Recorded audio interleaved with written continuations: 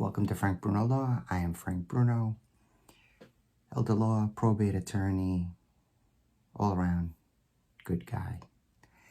Today's topic: how do I divide my assets without dividing the family? So, anytime that a person gives away their assets, right? So, the idea of a will or an estate plan or a trust is that you take the possessions that you own, the assets that you have here and now, and you pass them along to the next generation. So it's a very broad question, and I'll distill it down to: how can you give away your possessions without dividing the family? Right? How to divide them? Well, there's a few different ways that you could do that. This is food for thought. You can list all of the items in any of your documents, right? In your will or in your trust.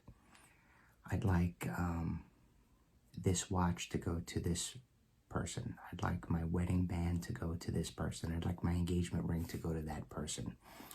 I'd like this painting to go here and this family brooch to go there, right? You could list everything. Hopefully you didn't forget anything, and hopefully the family is satisfied with that.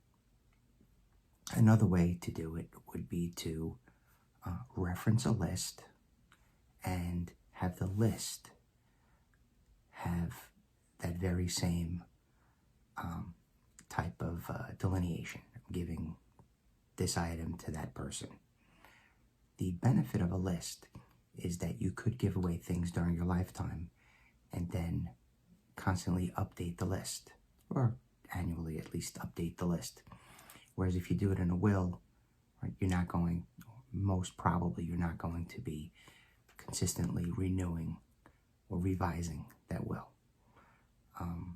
Another way you could do it is to give away all of your possessions during your life, or at least some of the most important things, right? And that would enable you to gain a little bit of joy, right? Here is my very prized possession. Please take it and enjoy it. And that's not a bad way to do it. You might also want to get an appraisal of your items.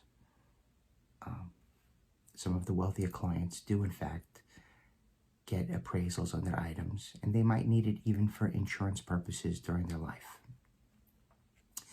Another thing you could do is, if you have one very valuable item, you can direct that item be sold and divided. So you had a painting, a valuable painting, and you have 4 children. You may not want one of the 4 children to have the item, or you might want one of the 4 children to have the item, but you wouldn't want to perhaps hurt anyone else's feelings. So a way to handle that is to sell it and then divide the money in 4.